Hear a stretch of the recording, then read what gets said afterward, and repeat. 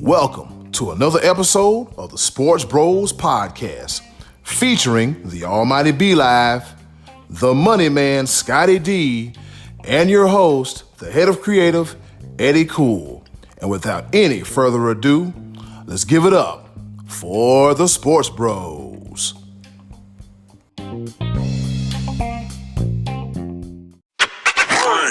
Hey, what's going on, world? This be your boy, Eddy Cool, a.k.a. the HOC at your favorite podcast, sports podcast, that is. None other than the Sports Bros Podcast. And guess what? This is the last episode of the double-digit 90s. Episode number 99. The Wayne Gretzky of the episode. That's right, 99. Of course, you know, through these previous 98 episodes, I could not do this by myself. I mean, I could listen to myself talk, but I'll get tired of it. So with that being said, I'm about to introduce you to two of the best co-hosts in the world. Introducing the Almighty B Live. What's happening? What's going on in the world today? This be your boy, the Almighty B Live. The better part of the two co-hosts that he was talking about. You know what? I'm not even going to pick on Scottie D right now. He is going through a lot, and he will explain to you shortly in this podcast. And you can go ahead and introduce the other guy. He is. All right, and the other guy, the pride of Washington, Pennsylvania, the money man, Scottie D. The great episode. That's this one, the great one, 99. And what's next? 100, baby. Next week, 100. That's hard to believe. But guys, there is a dark cloud hanging over this episode. And you know why. The breaking news we got just before we started recording, if you're listening to us on Tuesday or catching us later in the week, go back to what happened Monday evening. I don't know if so you see this big smile? It's because the dark cloud isn't over me at all. But you know, we'll get into it. Eddy Cool, go ahead, do your thing. You know what I'm saying? Lead us off, sir. All right, and speaking of that ominous dark cloud that the money man Scottie D is talking about, breaking news before we went on air.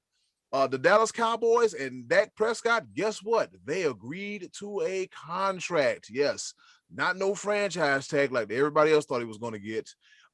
Dak Prescott and the Cowboys agreed to a deal up to 4 years worth $160 million, $126 million guaranteed up front. Give me mine, give me my piece, my parts, and everything. Not now, but right now.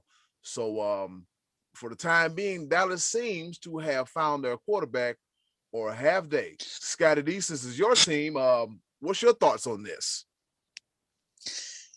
They are giving Super Bowl winning money to a quarterback who has a single playoff win, who's really coasting still on the laurels of his rookie season, which he was 13-3. Last we saw him, his bone was hanging out of his ankle, so we don't even know if how he's going to respond to that. They say good, but I mean, no drills, no contact, anything like that yet. This is a guy who, when he was carted off the field, his team was 1-3. A year ago, or the previous season, 2019, the team folded like a cheap suit down the stretch, did not make the playoffs. 4 games that season, he didn't throw a touchdown pass. In his last 23 games against, he's had like 5 wins against winning teams and like a whole bunch of losses against winning teams. Jera, what are you doing? Jera, this is how you negotiate? You could have given this dude a lot less 2 years ago. You played hardball, and you're giving him the biggest guarantee ever, $126 million guaranteed, and a no trade clause just for fun. Jera, say it ain't so. This has to be a bad dream. Has to be a bad dream. Be like, where you at on this whole Dak Prescott situation here? I absolutely breathe, Scottie D. Breathe. It's okay. And I'm going to tell you why. No, it's not. Will you let me tell you why it is okay?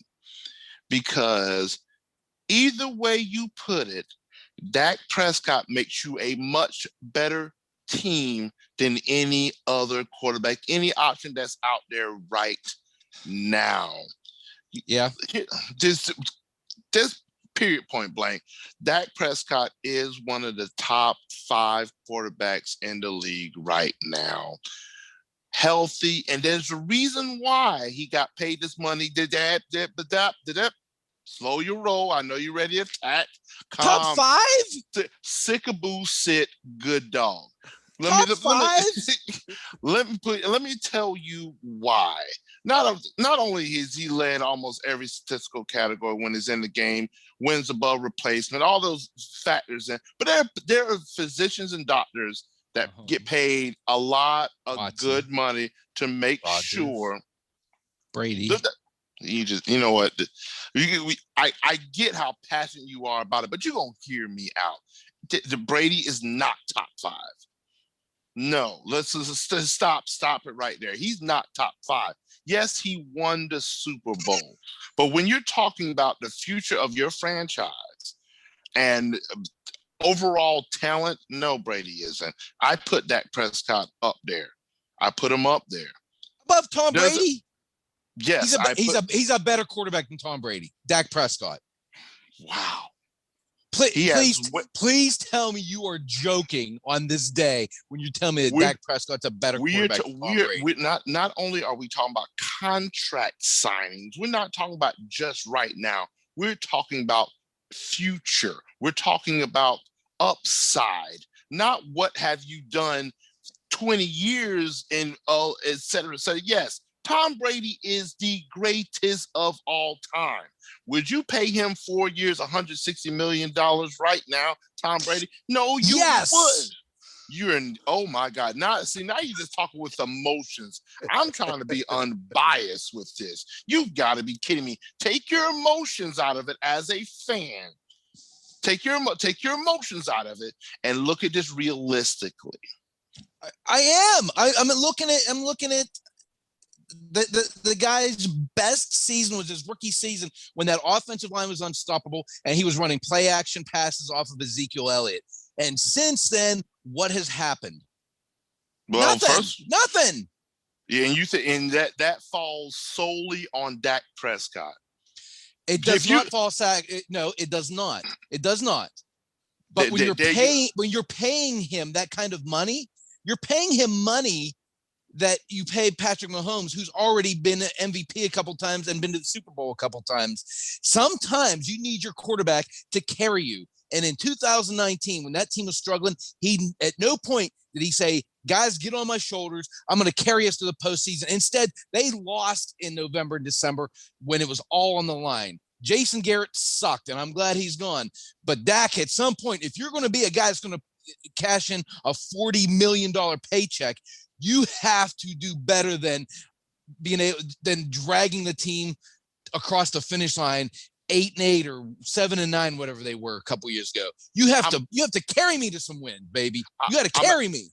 I'm gonna help you out with this because here's they lost to the Jets that year.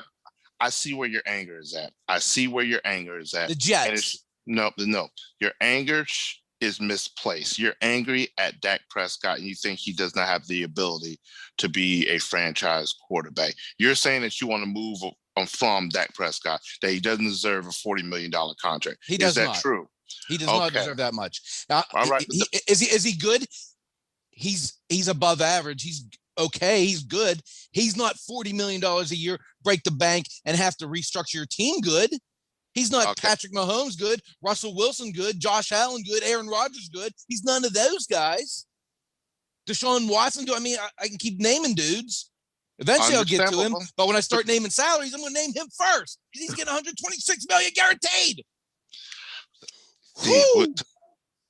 Your anger is misplaced, and I'm gonna tell you why. Need some water, Scott. You gotta get some water, man.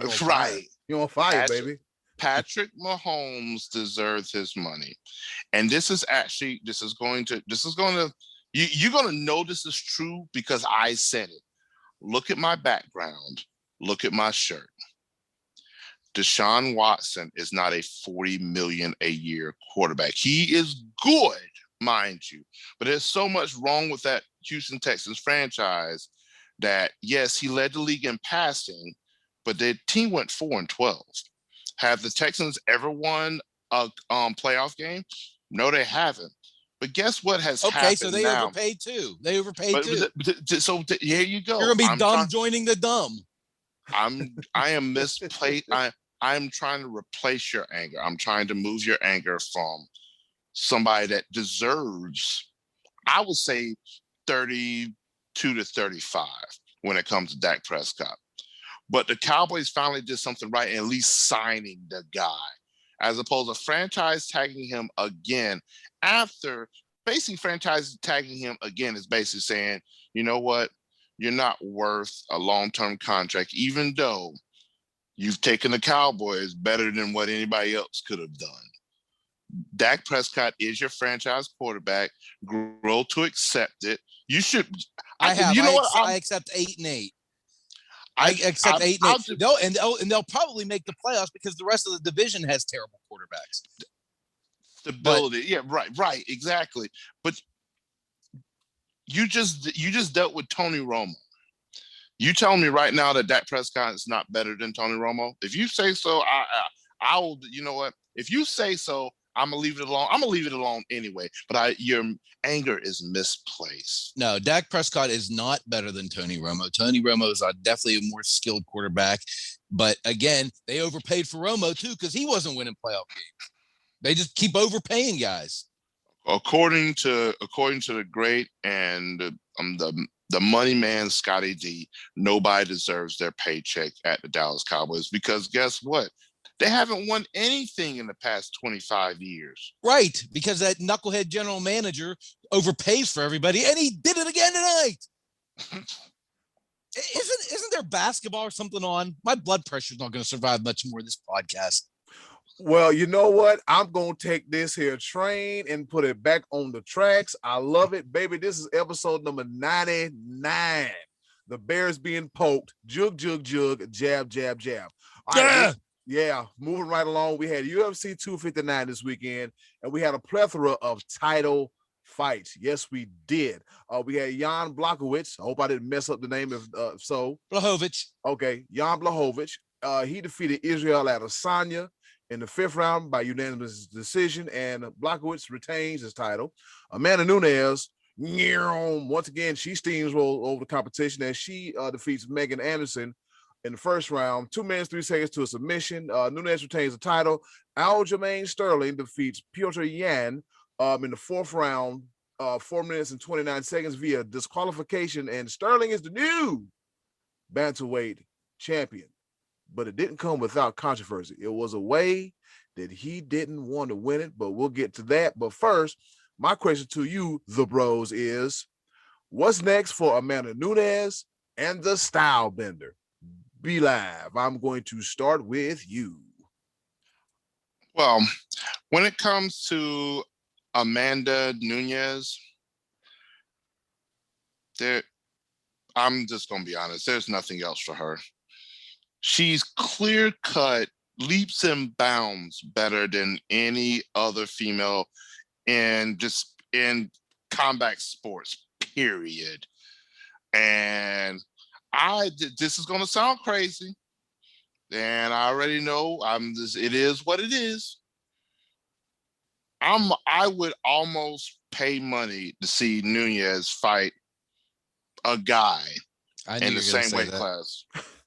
There's nothing else for her with the women. I'm sorry.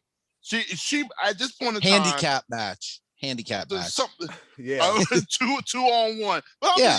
But it's something because she's unstoppable. And not only does she, first of all, Amanda Nunes already trains with guys in the fight camp that she has. So it's not far-fetched. But when it comes to the women's division, when it comes to mixed martial arts and UFC, she's accomplished it all. She will go down as the greatest female mixed martial arts fighter of all time, and it's not even close. So literally, let's test the waters, honestly, because that's exactly. You can't. I know. But I'm saying, I told you it's gonna be crazy, but that's exactly also what happened with the last style bender. Adesanya literally outclassed everybody in his division, his weight class, and it wasn't even close. So what does he do? You gonna let me finish a statement one day? I swear. You will have your turn. All I did was groan. I didn't jump in. You're grown in silence. Episode 99, ladies and gentlemen. Episode 99. The great one. The greatest. So Adesanya bulked up to move up a weight class, and it was clear as day that the weight did not suit him whatsoever. Blachowicz had a game plan that he played out to perfection. He studied Adesanya for 2 and 3 rounds. He studied him, and he boxed with him.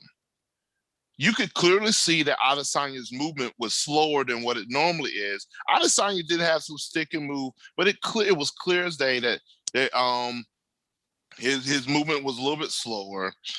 And then the 4th to 5th round of that match, Blachowicz basically just outweighed him, put that weight on him, took him down, because everybody expected him to do the takedowns in the earlier rounds, but it almost messed with the head of Adesanya. And then the 4th and 5th rounds, he dominated in such a manner, I want to say, that the judges lost their mind and scored one of the two. Scored the 4th and 5th round 10-8, which is me and Scottie D talked about this before we recorded, that me and him both think that it was ridiculous to score any one of those rounds 10-8, but it was clear as day that they did. The fight was closer than what it was, but it was clear as day that Adesanya does not belong in the light heavyweight division. He's a middleweight, and he is one of the greatest of all time in the middleweight division. I'll agree with. Yeah, there's absolutely no setback when it comes to Adesanya because he lost his first match. Because it was just, there's certain things that are going to be outside of your realm, and that's just all it was. That does not take away from the fact that he is so dominant, but it also should play into the fact of how good John Blachowicz is. The guy fought a great fight, and there's a reason why he's the light heavyweight champion. And that's because John Jones moved on. But John Jones is an idiot. I'm gonna say that clear as day. That's a whole other. But he is. I mean, he's a deserving champion, and hopefully he's. I mean, he's no joke. He's not in there because he got lucky. They just give him the title. I mean, this dude knocks people out. He's the real deal. Adesanya was the betting favorite because of name. You know, he really was, because this really probably wasn't so much of an upset. Because Adesanya actually, he didn't put on weight. He weighed 194 at the weigh-ins.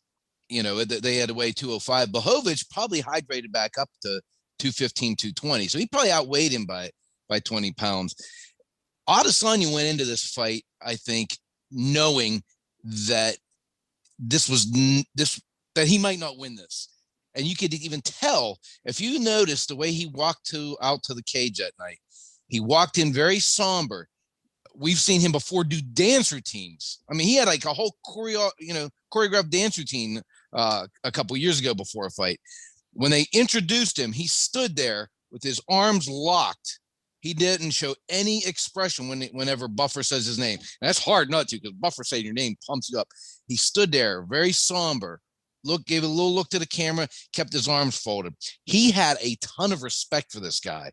And that's why, you know, he fought a little bit different. I don't think his movement was hindered. I just think that was the way the style of the fight was going, was to be careful, because the cage was smaller than, you know, so he didn't have as much, you know, room to move around. And it was a very technical fight. It wasn't a great fight. It was a very technical fight. It was a good fight, but neither guy was ever hurt. Neither guy was ever in trouble. The weight was a factor in the 4th and 5th round though, and because you could see actually, Jan Blachowicz was starting to gas a little bit, and brilliantly he chose those times to take him to the ground. And Adesanya, he said he didn't have it in his legs. He said, I had it in my lungs, but not my legs. And he just didn't have it in him to get out from under the guy. The way Adesanya handled the loss, though, to me, made me even be a bigger fan of his than I was in the first place, because he didn't make any excuses. He didn't act like he didn't cry and whine or anything. He flat said, I went for it. I came up short. This guy is a good fighter. I was honored to be in there with the guy. And now I'm going back to 185. And what's next for him is probably going to be Robert Whittaker. I know Darren Till and Marvin Vettori have a fight coming up. Maybe Till gets the next fight with him.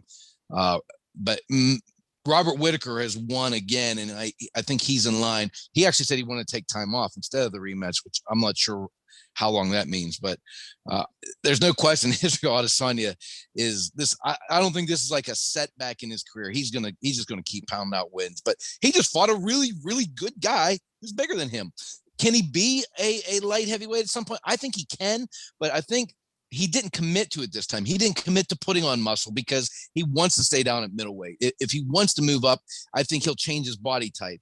But at this point, I mean, being small like that, it's better for his speed and accuracy. He could end up moving up eventually, but right now, I think middleweight's where it's at for him. He's not ready to be up there just yet. But I mean, he didn't look like he didn't belong. He just, I think he lost 3 rounds of 2, and the 5th round he was winning halfway through until he got taken down and controlled, and that's just the way it went. Yep. You hang around in there and figure out where you stand, and hey, this won't be the last time we'll probably see him in that division. Also that night, as I mentioned earlier, Aljamain Sterling, he became the new bantamweight champion, but he won via disqualification. With that being said, fellas, another question I got for you: after the controversial loss, will there be a Sterling Jan 2? Oh yeah, first. Yeah, immediately. Dana White already said that he's ready to sign that fight, and both those guys won it again. Sterling didn't even want the title. I don't know if you saw it, but after he put the belt around him, and he dropped it. He to his credit, he didn't act like, yeah, I'm glad I won this thing. He was like, this is not how I dreamt of becoming a champion. It was unfortunate. For those of you listening, if you're not sure what happened, but in the 4th round of a very good fight, he was on the ground and took a knee to the head, and you're not allowed to knee a person in the head when they are grounded. You're allowed to punch them, kick them, but you're not allowed to throw a knee to the head. And he did that. And it seemed pretty clear that Aljamain Sterling was concussed. He was gassing out, though. I mean, he came out in the first round, couple rounds, with a ton of volume. After 3 rounds, 2 judges had him down a round, 1 had him up a round. The fight was actually going Petr Yan's way. I think that's one of those things that you did and immediately regret it afterwards. Like sometimes you'll say something like, oh, I shouldn't have said that, or I shouldn't have done that. I think that's kind of what happened with Yan. I don't think he was trying to be dirty. I don't think he was overly frustrated. I mean, it didn't make sense for him to deliberately do that and risk his title. But yeah, it was unfortunate because to me that was looking like that was going to shake out to be the best fight of the night. Well, I have a difference of opinion. I think that the illegal knee, of course, I mean, but it was undisciplined. And I think it was out of frustration. If you were watching that fight, there was a lot of times that Sterling was on his back and he was kicking at his shins, kicking at Jan's shins multiple times, trying to, like, almost to the point where you could like hyperextend if you kick somebody in the leg that way. And a couple of those kicks did land, and I'm pretty sure that it hurt. And then it got to the point where, like, he kept trying to walk away, let him get back up, kept in on his back. And in the 4th round, he's on his knee, and Jan's holding him like he's literally waiting on this guy to make a move to get back up, like he's almost allowing him to get back up. and he still stayed grounded. And I honestly think it was frustration. And then once he did it, of course he regretted it. You can see like, oh. But then what made it more undisciplined was after it was all said and done and they were making the announcement of the official decision, Peter Yan raised his hand up like he won. Yeah, like, I don't know why he did that. Bro, you lost. LOST lost. What? And another part that I'm very, very disappointed in, why in the entire world did it take that long to call that fight? I understand. It was long. I think if it wasn't a championship fight, they probably would have pulled the plug on a little bit early. Yeah, I think so. I think because the referee was having to make a decision on a no contest and giving the guy laying on his back the belt.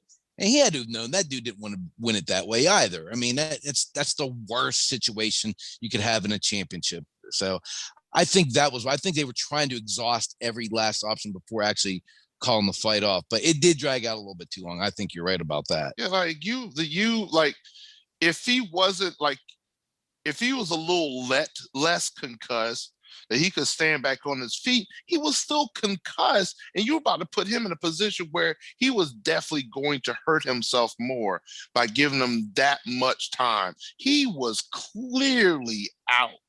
There was no doubt, and it just felt like the referee.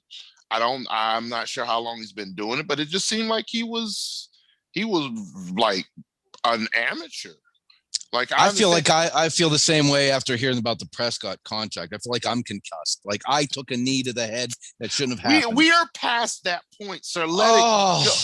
Look, you know what, Scottie D? I got a suggestion for you because this would be a great opportunity for you, sir, to come back out with Scott's thoughts. This would be a perfect time. Because you are taking up way too much time on this podcast because of your personal and fan beliefs. And I'm sick of it. We have moved on, sir. Eddy Cool, Amtrak this thing. I guess I'm going to go ahead and Amtrak this thing all together right here.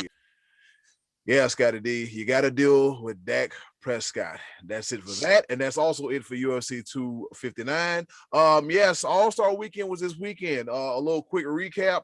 Giannis was the All-Star Game MVP. He didn't miss a single shot.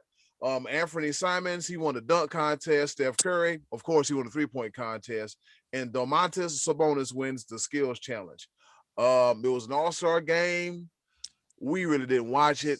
Sorry. Yeah. But with that being said, we're going to move right along into college basketball because guess what? Woo! It is March, and it's almost time for the madness that is March. All right, so over the weekend, Duke loses again. To UNC, 91-73 on Saturday. And guess what? Duke's not in the bubble. And Michigan State, they beat number 2, that's right, number 2, the University of Michigan Wolverines. Fellas, the question I asked, which team has the best chance to secure a bid to the big dance? B-Live, you were telling me earlier about the 4 in, 4 out, so I'm going to let you start first. All right. There's the beautiful thing about college basketball is that there's over 300 Division I teams. And when it comes to a year like this, there's so many teams to track and try to figure out who's the 7th, 8th, 9th best team in the Big Ten, who's the 6th, 7th best team in the ACC. I'm going to answer this in a completely different manner. Duke's not making it in. Kentucky's not making it in. Michigan State, I think they put their ticket in. I still think they need about one more win and at least one win in the Big Ten tournament. A lot of the other ones are still up in the air, but just the big takeaway is that Duke and Kentucky, they're going to be sitting at home. Kentucky's not even going to make it to the NIT. And just another side note, the NIT is now only 16 teams this year instead of 32. Oh, I didn't know that. Yeah. So Duke might not make the NIT either. It would behoove them probably to invite Duke just because of the namesake. but Kentucky definitely ain't making it, and Duke probably won't make the NIT. And that's about all I have. Michigan State's very interesting because they're 15-11, and they're only 9-11 in their own conference. But that happens to be the toughest conference in basketball this year. And they're the only team in the country that has 3 wins over a top 5 team. No other team has more than 1. So, yeah, they might be able to. It's interesting, actually. They're playing Thursday against Maryland in the Big Ten tournament. If they win that game, they'll play Michigan again on Friday. So if they win those 2 games, I think that gets them to 17 wins. They'll be 17-11. That might be enough to do it. I mean, definitely I would say another win over Michigan would do it. But I think you're right. Boy, that's so hard because they're playing good lately. But I don't know. It remains to be seen for Michigan State. I think they need 2 more wins at least, because it would be one of those would be against Michigan. I'll say I think they've done enough. 1 win against Maryland, they're in. But again, it's madness. I promise you, next week we're gonna talk about this ad nauseum because the madness will be full on. Selection Sunday. Selection Sunday, absolutely. I love it. I can't wait. It is that time for the madness. Well, fellas, good news, because you remember last year this time, that little ugly thing called coronavirus robbed us of March Madness. And March Madness last year was really shaping up to be good as well, too. But guess what else is shaping up to be good as well, too, fellas? Ooh, what is that? What is it?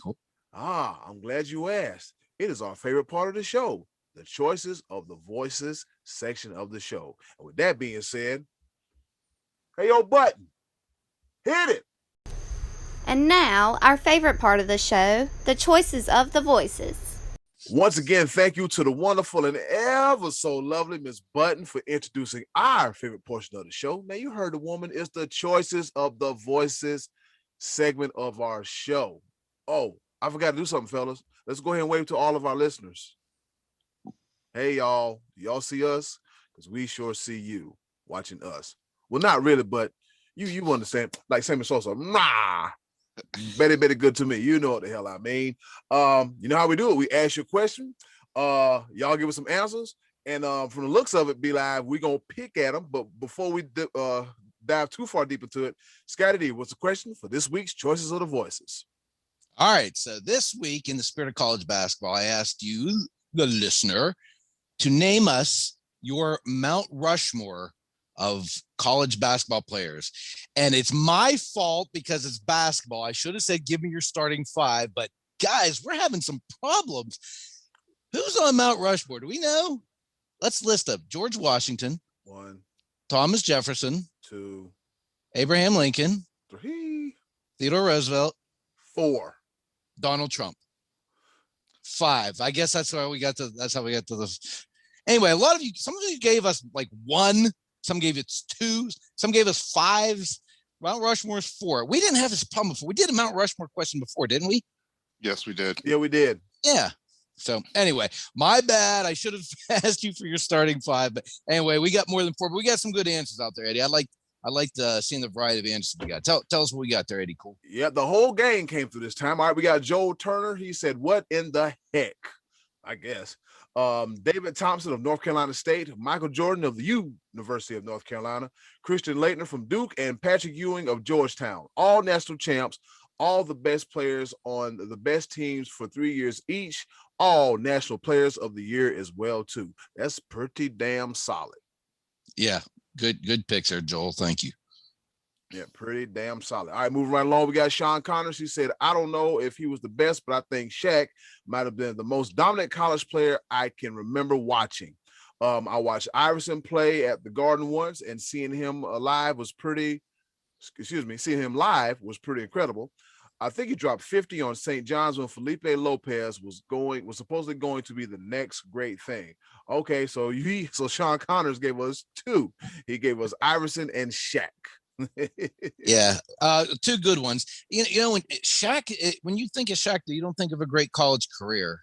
I think he was only there 2 years and didn't have great teams around him. So, but I mean, obviously dominant because everybody wanted him. Everybody knew we need Shaq to take us to the next level. And Felipe Lopez, man, I remember that dude was supposed to be like the best college player in the country, and he just kind of never lived up to expectations. But Iverson sure did.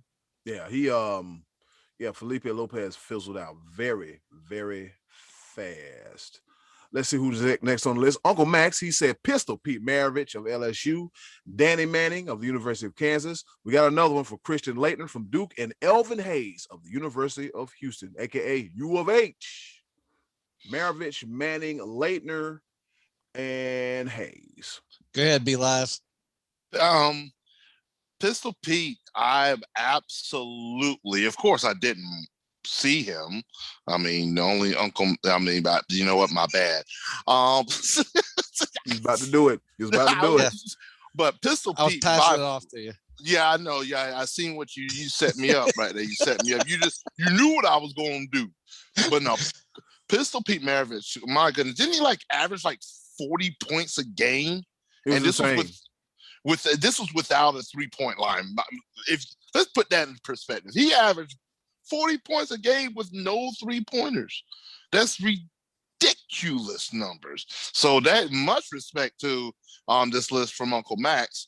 And like I said, on film, he looks sick too. Pistol Pete, you ever watch his films? I mean, he looks like a mix jam tape kind of basketball player ahead of his time. I mean, he was nasty. Oh yeah, Pistol Pete. I would compare him to Jason Williams of like years back. Yeah, but way better. Oh yeah, absolutely. But yeah, he was definitely a highlight reel when he was handling the basketball. Yeah, just certainly who is this on the court and what was he? What? Pistol Pete? Yes, he's that dude. Oh yeah, these are great answers from Uncle Max. Definitely much respect. Uncle Max, the Sports Bros Podcast Hall of Famer of Choices of the Voices, Uncle Max. We thank you. Exactly. If we're going to say his name, we're going to say that damn thing right. Moving right along, we got our big brother here to the podcast, JR Speaks, and he says Tim Duncan of Wake Forest, Grant Hill of Duke, Allen Iverson of Georgetown, and Kimbo Walker of UConn. 4 good picks, man. I like all those. Absolutely. There's not too many times I agree with JR, but it is. And of course, in JR's true fashion, he doesn't pick any player from North Carolina because he's just as salty as can be.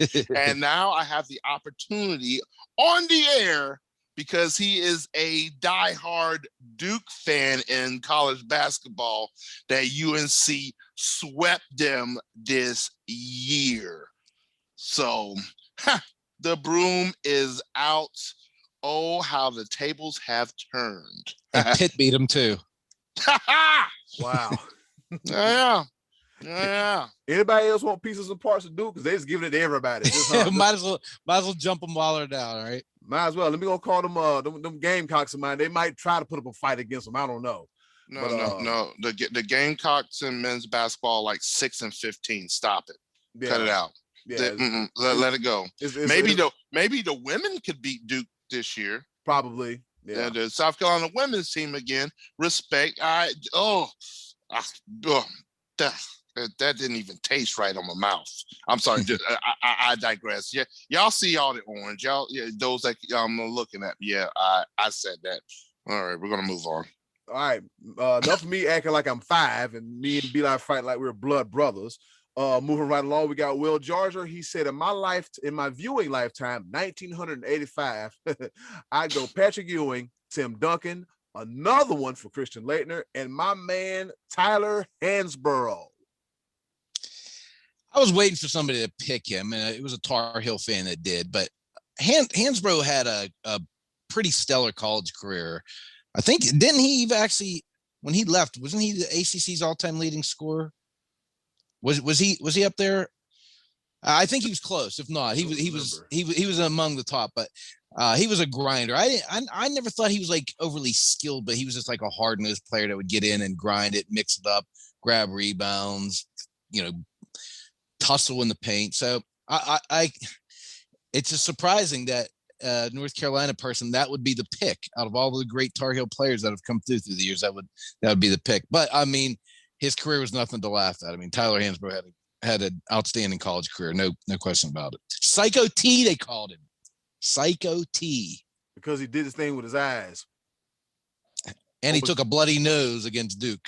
Yeah, he did. Yeah, he got him some war wounds. Yeah, we definitely got him some war wounds. Well, try to say that 5 times fast. All right, we got Craig Burns. He said, I only follow college basketball for a brief time up here in Boston.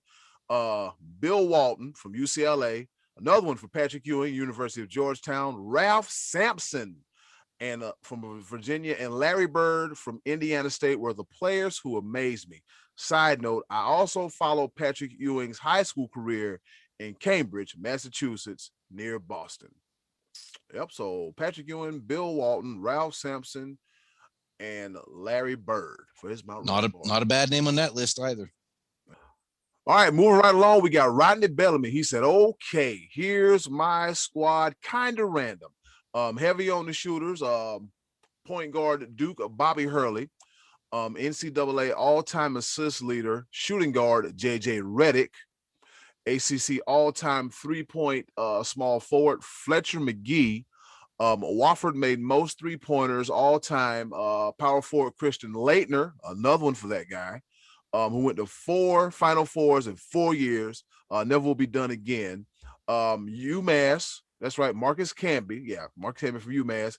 Because it's my team, and that is who I want at center. So we have J.J. Redick, Bobby Hurley, Fletcher McGee, and Marcus Camby. Fletcher McGee, come on. Yeah, Fletcher McGee, good old. Come on, Rodney Bellamy. You could have had anybody ever. You could have had Shaq, and you took Fletcher McGee. I like the rest of your guys, Rodney. We can see that he is also a Duke fan with 3 players from Duke on his, but hey, it's his choice. He went starting 5 instead of Mount Rushmore, and Duke got swept by UNC. All right, cool. Yes, sir. Moving right along, we got Mark Olds. He says Carmelo Anthony, Sam Bowie, Pearl Washington, Charles Barkley, and Shaq. Starting 5. Yes. Pearl Washington was a pretty good player. But, I don't really remember watching Shaq in college, though. I mean, I know he came out. He was playing right around the same time Ewing and those guys were. I just don't really remember much about Barkley in college. I mean, I know he had a good college career. I just don't personally remember watching him in college. I don't remember him being like as touted as some of the other guys. Shaq, I'm gonna come get you. I'm gonna throw this chicken wing at you. But how about Sam Bowie, though? He was a great college player to the tune of getting picked before Jordan. Yeah, we see how that turned out. Yeah, we see all good how it turned out. And Carmelo Anthony, who's still playing to this very, very day. All right, Mike Davis, he says Larry Johnson, Shaq, Ray Allen, Chris Webber, and Glenn the Big Dog Robinson. Starting 5. Oh yeah, Big Dog was nice. He was tough. Yep.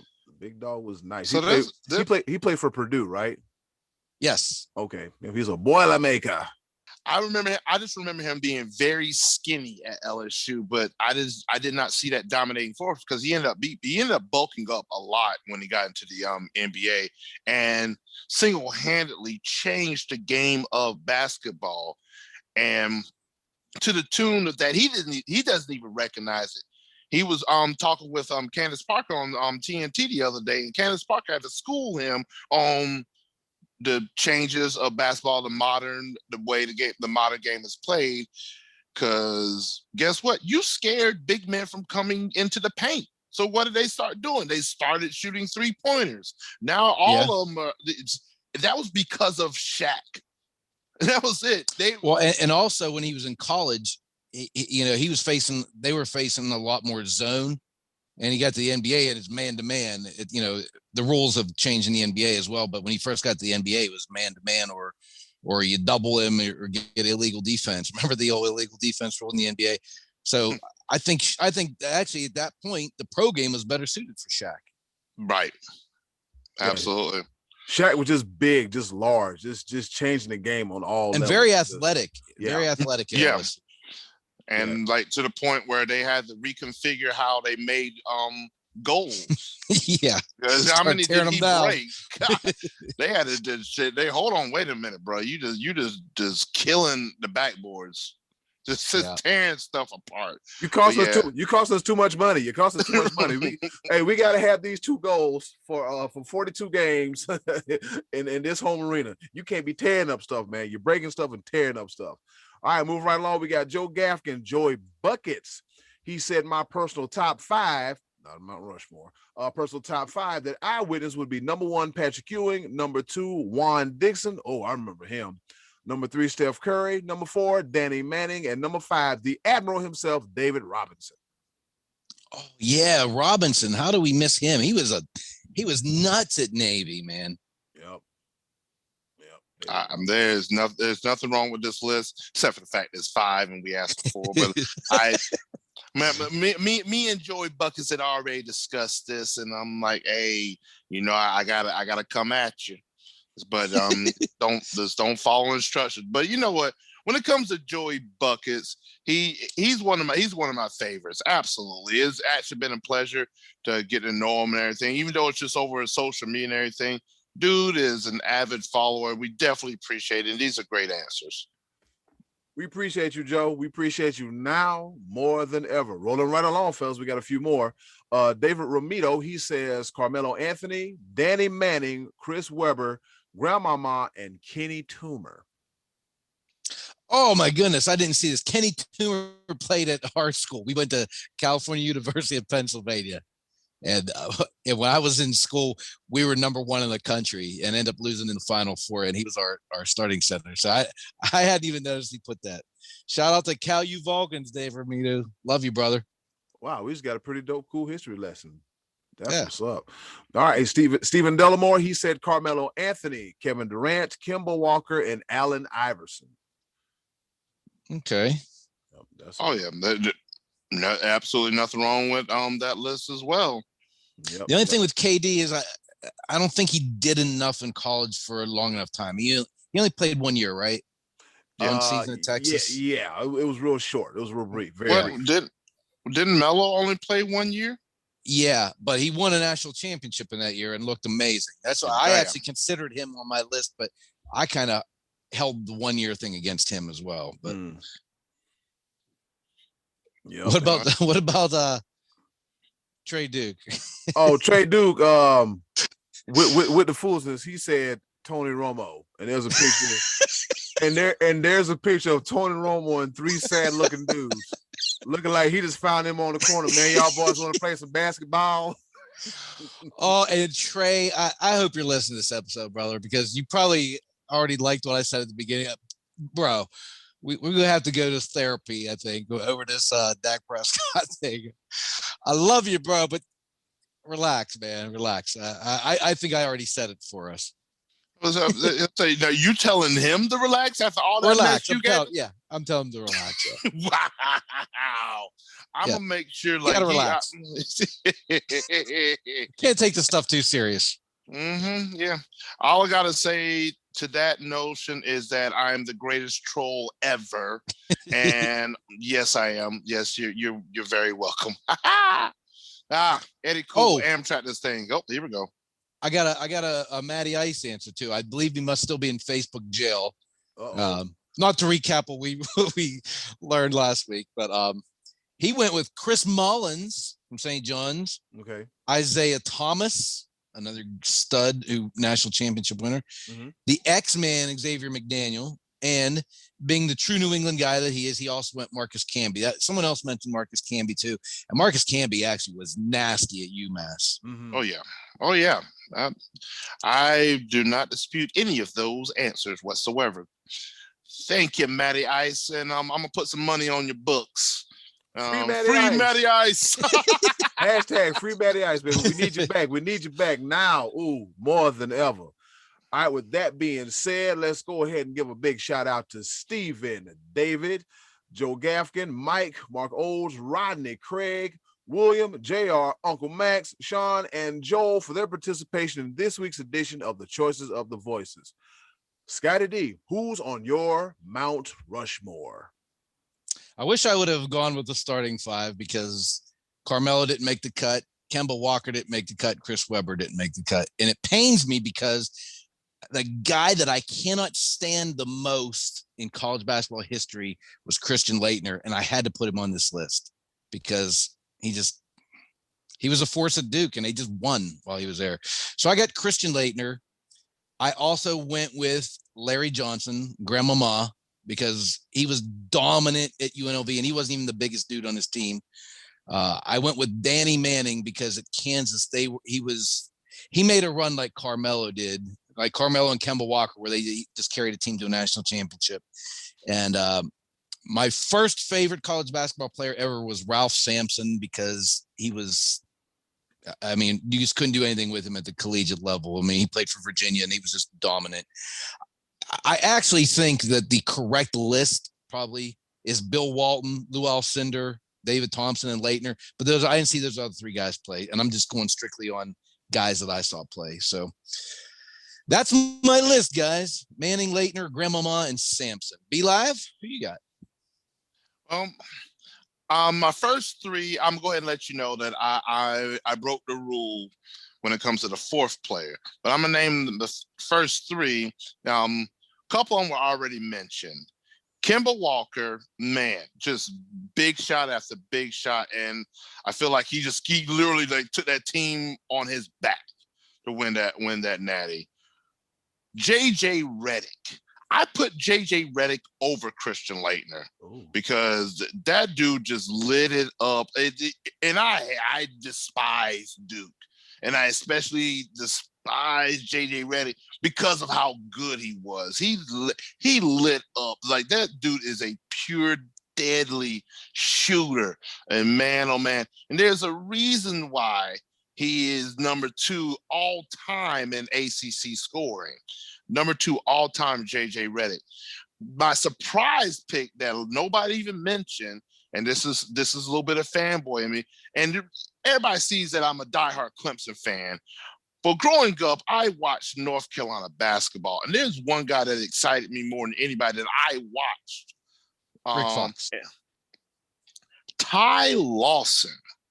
That guy at the point guard position at North Carolina, man, oh man, lightning quick. You could not stop how fast that team ran up and down the court, and it was led by Ty Lawson. And it was literally lightning in a bottle. This guy was ridiculously fast. Unfortunately, it did not equate to the pros, but man, in college, Ty Lawson almost could not be stopped. The fourth guy I picked, I did not watch him play in college, but I had the liberty and the luxury of having the opportunity to play on the same court that he did in college, and that is the Admiral, David Robinson, at Alumni Hall at the United States Naval Academy. I didn't play D1, but I played intramurals, and the championship game for intramurals was played at Alumni Hall, and we ended up winning the championship. I was actually picked as the MVP for the game. This was back in 2000, and it was like literally surreal being able to play on the same court as the Admiral, and just what he means to the United States Naval Academy. I had to put him on my Mount Rushmore just because of the connection that put yourself on too. No, it was intramural. Because when it comes to 3-point shooting, you were deadly with it. I wouldn't. I learned that watching your video last week. You were deadly with it. I was pretty good. Like, yeah, right. Life took a different turn. Like, I actually made the B team in 7th grade, where most players only make it in the 8th grade year. So I was well ahead of the curve. And then I got a C in English, and my mom pulled me from the basketball team. And then, that's where my basketball, like, I career sort of went a different direction. But I was actually really good. And somebody mentioned Bobby Hurley, by the way. Somebody mentioned Bobby Hurley. Actually, part of my shooting prowess is because I actually went to a basketball camp featuring Bobby Hurley, and he was the first person to teach me how to shoot, like to be very proficient with it. Like he taught us that only use one hand to shoot the ball, and you would start literally like it would almost be a layup, but you'd shoot with one hand, no guide, because you really this is just a guide. You just not should not be in your focal point when you're shooting. But I could go on and on for that. But Bobby Hurley was actually the person that taught me how to shoot. So that's definitely an honorable mention for me. Yes, I learned how to shoot from a dookie. Yeah, I said it. All right. Eddy Cool Amtrak this thing, but hey, it is what it is. Deadly with it.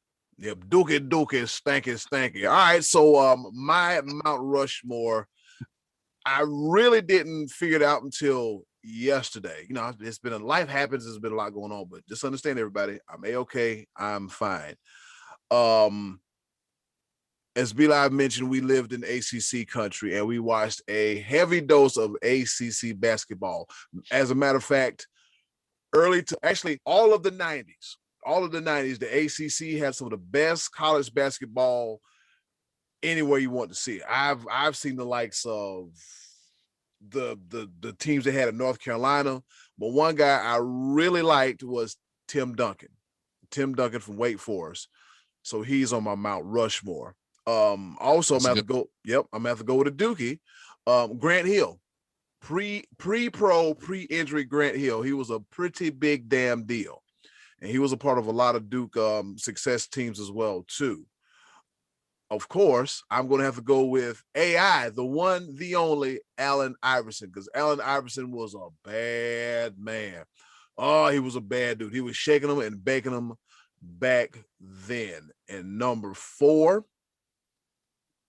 I'm going to have to say Kemba Walker, because something about that performance that Kemba Walker had that year in the Big East tournament, and he kept that momentum, and it went all the way to a national championship. How could you not? Yeah. How could you not? I mean, his body of work was good up until that point, but it was that one defining moment in his career where it went from here to through the damn roof. So so Kemba Walker, he's on the Mount Rushmore too. And I ain't got 5 because I know how to count. I paid attention in school. All right. Well, we appreciate y'all for giving us the bonus. You didn't only give us 4, you gave us bonus. So thank you guys. We appreciate that. And a quick note, Scott, you spoke about it before, but Tyler Hansbrough is the all-time leading scorer in the ACC. Okay. I thought he might have been. Yeah, he's with 2,872 points. Second to him is J.J. Redick with 2,769, and then it drops down from there. Rodney Monroe with 2,551. But yeah, Tyler Hansbrough is the all-time leading scorer in the ACC, which is a really, really big deal. Yeah, it is. Yeah. Yep, that doggone Psycho T. All right, Scottie D, what's the question for next week's Choices of the Voices? All right, sticking with college basketball because it is championship week, and we'll be answering this next week. We'll be talking this over after the brackets have already been announced. So we're going to stick with college basketball. What college basketball coach do you most enjoy watching lose? We're dipping into some hate next week, some anger. What college basketball coach do you most enjoy taking an L? And that's our topic for next week for episode 100. Episode 100. $250 bills. I was going to ask for your 100 best college basketball players since we couldn't figure out Rushmore, but we're going to go with this one instead. Look, they were pushing with 5, so I'm pretty sure they probably could give us 100. Yeah. All right, that's it. Pardon me. That's it for this week's edition of Choices of the Voices. Okay, boys, let's bring it home with a round of pepper. You heard the woman. We going home. It's another round of pepper. That's right, another round of pepper. You know how we do it. 3 topics, rapid fire style, kind of, sort of, not really. We're here to enlighten, educate, and entertain. That's what we do. It's the Sports Bros Podcast, episode number 99. Thank you one more time for listening to us 99 times. All right. With that being said, I'll go first. As it is Women's History Month, I want to highlight two particular women college basketball coaches. Joni Taylor and Dawn Staley. This past Sunday, they met for the SEC Women's Basketball Conference Championship. It's the first time ever in the history of that conference that two African-American coaches have met for a championship title. And the University of South Carolina Gamecocks, Lady Gamecocks, they won again. Yep. So shout out to Joni Taylor from the University of Georgia and Coach Dawn Staley from the University of South Carolina Gamecocks. Over to you, Scottie D. All right. Also, this weekend was the Arnold Palmer Invitational. Tony Finau watch didn't play. So anyway, Tony, we're still waiting for Tony to get that win this year, and we're still waiting for Jordan Spieth, and he got close. But Sunday, everyone fell off except for Bryson DeChambeau and an unlikely challenger in Lee Westwood at age 47. Lee Westwood proved down the stretch why he doesn't win major tournaments when he had an opportunity at 16th to tie DeChambeau on a par 5, and he blew it. But man, DeChambeau was hitting bombs this week, dudes. He was trying to drive a par 5 over water. I mean, it was insane. Bryson's got a couple W's, and we're closing in on the Masters. So if DeChambeau's gonna be hitting bombs, he's got to make sure he gets those things into the fairway. Again, excited for Masters time. But for this week, Bryson DeChambeau is the winner, and Tony Finau still waiting on you. Be Live, over to you. Scottie D, I'm disappointed. You did not give Bryson DeChambeau the love that he deserves. But let me just put it out there real quick, a little extra pepper. That par 5 that Bryson DeChambeau drove over the water to get is listed at 555 yards. So that's the distance of the par 5. It's not meant to. You're not meant to get to the green in one shot. And he didn't. There. He didn't. But he drove the ball 370 yards over water.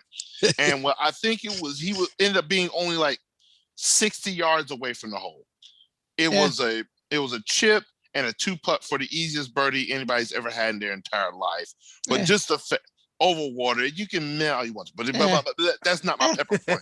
I let him have that pepper point, and he didn't do what he was supposed to do. And Eddy Cool, you didn't either with your own Lady Gamecocks, because this makes 6 SEC championships in the last 7 years for the Lady Gamecocks. You're supposed to mention these things.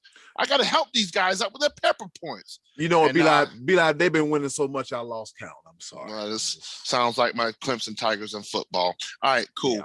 Because speaking of 6 out of the last 7, that's what we've done to the Gamecocks. And that 7, we didn't play because of COVID. So there you go, stank face collection.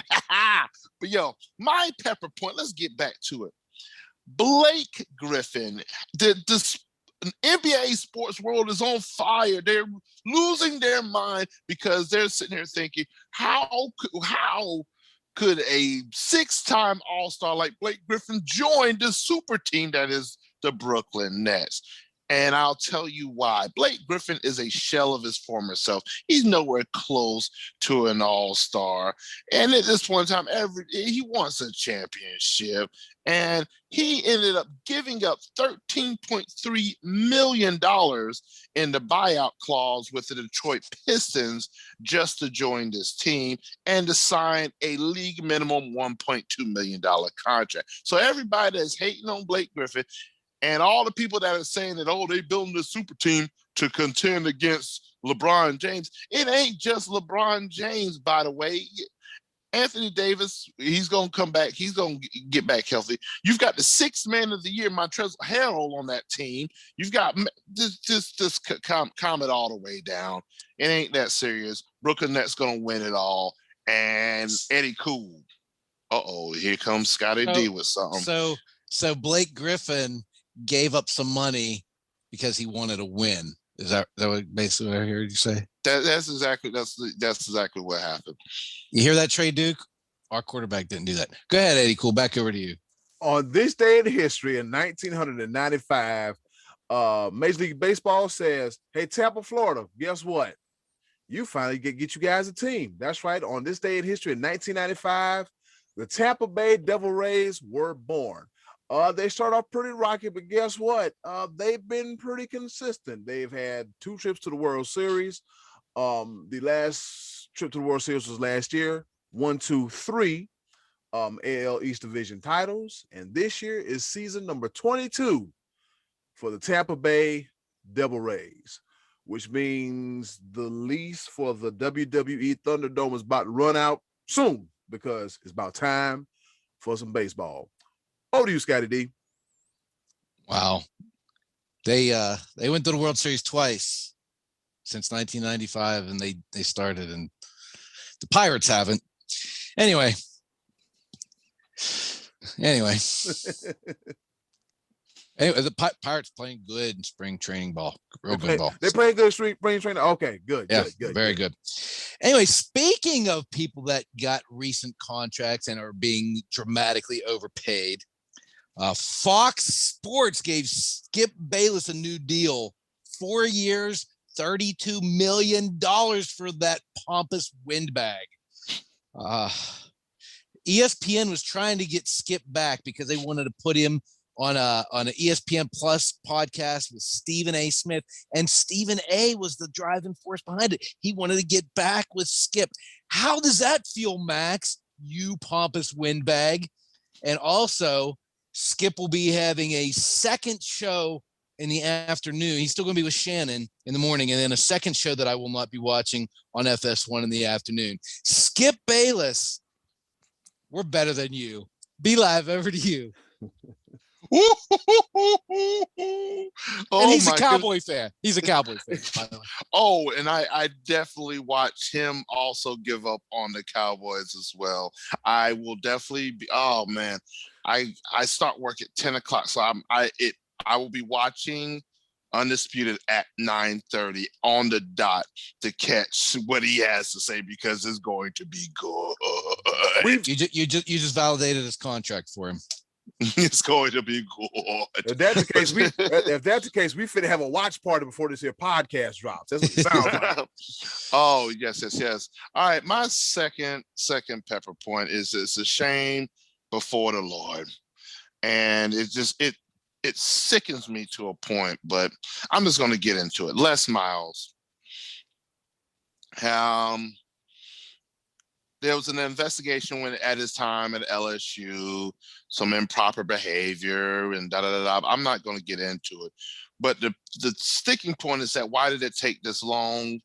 The athletic director at the time said they had enough show cause to terminate his contract. But why didn't it actually happen? And now we wait until 2021. Oh, yeah, this happened and that happened. And LSU covered it up, but now it's out in the open. And Kansas said, we're not doing this mess. Les Miles, ain't going to happen. Eddy Cool, the ball. In the words of Stone Cold Steve Austin, no. It's because you run from one situation. Don't think you're going to be over here chilling. Oh, no. Not this time. All right, third and final pepper point. Happy birthday shout out to the one, the only, the legendary linebacker from the University of Oklahoma, who later played for the Seattle Seahawks, the Boz, Brian Bosworth, as he was born today in 1965. Happy birthday, Boz. Over to you, Scottie D.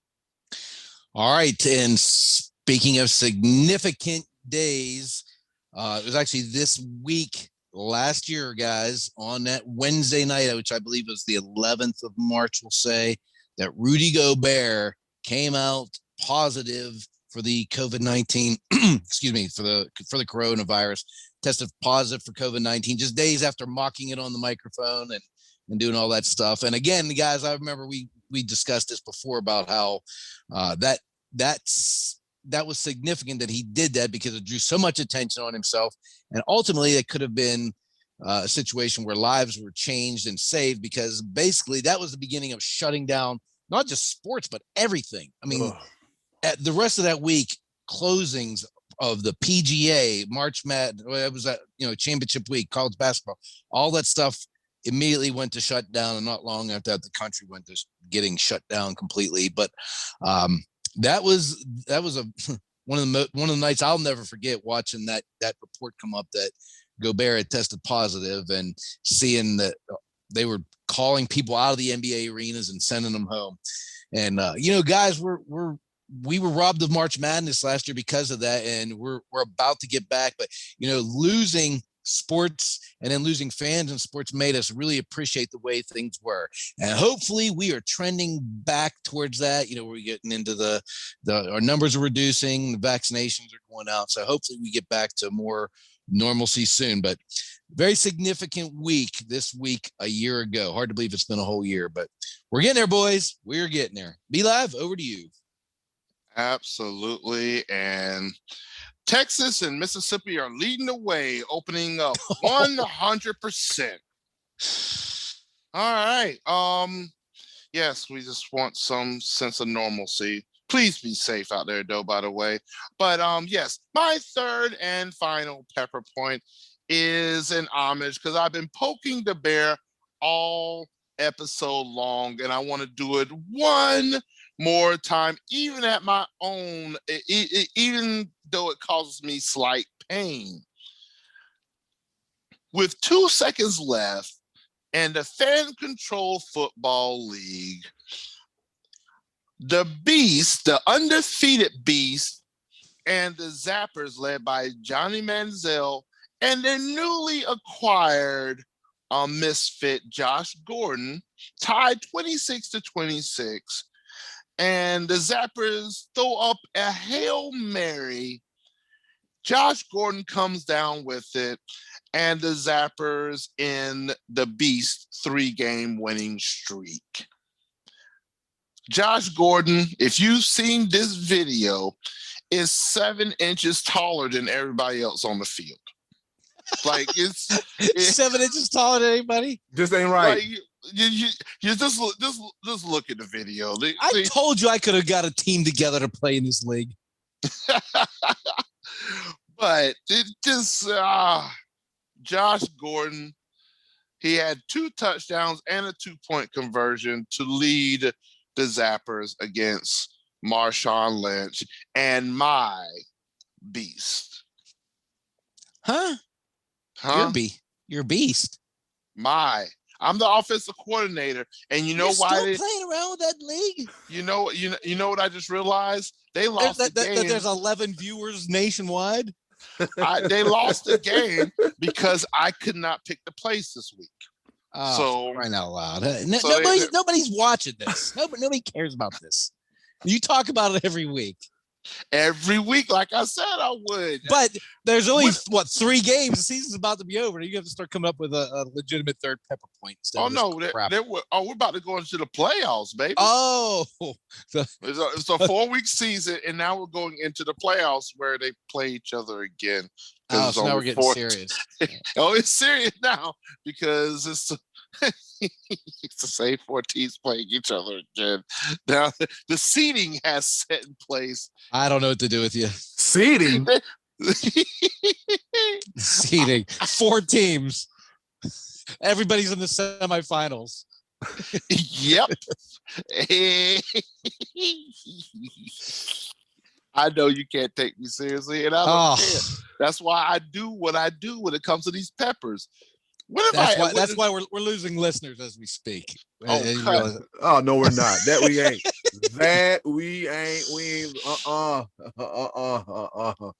Fellas, is that it for pepper? That's it, buddy. That's all I buddy. got. All right, fellas, for the 99th time. With that being said, we want to thank you once again, ladies and gentlemen, boys and girls, children, monkeys, Pikachus, bulldogs, anybody that's listening to the podcast. We want to thank you very much. I see you, Be Live. We want to thank you very much for listening to us for 99 weeks out of the year or years. We greatly, greatly, greatly appreciate you for sharing, for listening, for telling your friends, telling everybody about us here at the Sports Bros Podcast. We finna get up out of here. And with that being said, Scottie D, where can they find you? Here in Washington, PA. Look at this awesome, beautiful city behind me. And you can find me on Facebook. That's where I post Choices of the Voices every week.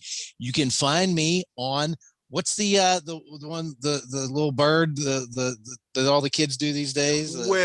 Twitter. Yeah. Yep. Money Donnelly on the old Twitter machine there. I did tweet during UFC the other night a couple of times. So I'm using Twitter. I know I got like a nationwide full of followers out there hanging on my every tweet, but there's where you can find me. All right. That's enough of me. Be Live, where can they find you? Well, I won't do it. I won't do it. Oh, I was looking forward to it. I'm gonna save it for 100. Yeah, you can find me. But check this out. You can find me at home here in Fayetteville, North Carolina. I am working from home for Kelly Services, so I'll be within these four walls a lot. They have good brisket. Good brisket. That is beers on tap. That is a thing of the past. Stay tuned for my retirement celebration from the restaurant industry. Also, but the most important part is where you can find me when it comes to the Sports Bros podcast. You know all about our social media sites, but you can also follow me on Twitter. This be ya boy. YABOYBLIVT. This be your boy. Be Live on Twitter and on Instagram. I'm trying to pick up my tweet game as well. But also follow us on the Sports Bros PCast on Twitter, and continue to follow us on our Facebook, YouTube. We're definitely trying to crank that out more and more. And I also want to say this.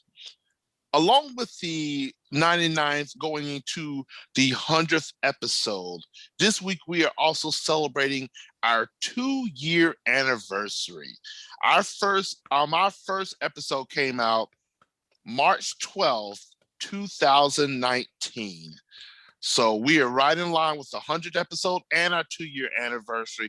Thank you all so much for all of the listens, the likes, the choices of the voices. Man, we are so incredibly grateful and thankful for all of your participation, because we've stood by it for 2 years, and for years to come. We are the Sports Bros, by the fan, for the fan. Yes, sir. Woo! I feel like running through a brick wall now. I'm motivated. All right, with that being said, that leaves me, Eddy Cool. That's me, the HOC, the head of creative here at the Sports Bros Podcast. I'm all over the place. Since we pushing Twitter, you can find me on Twitter at the real Eddy Cool. I tweet on there from time to time too. The Sports Me app as Sport Bro 19. I'm on there talking about sports and debating, going back and forth and everything. And shout out to them for putting our content on their Instagram feed as well too. Please go check them out. I'm on Snapchat, Super Cool 5000 if you still do that. Instagram, Cool Season, all one words, and all the aforementioned Sports Bros podcast social media platforms. Episode 100 is tomorrow, but for right now, we're going to enjoy episode 99, and we got some things, we got some stuff in the kitchen, and them pots cooking, rattling, clanking for episode number 100. Any final thoughts and closing words before we get up out of here, fellas, and watch the rest of Monday Night Raw? The great one. That was the episode and your partner. AEW Revolution, exploding barbed wire deathmatch. Do better. Do better. Yeah. If you're gonna have a wrestling match and call it an exploding match, you might want to have some explosions.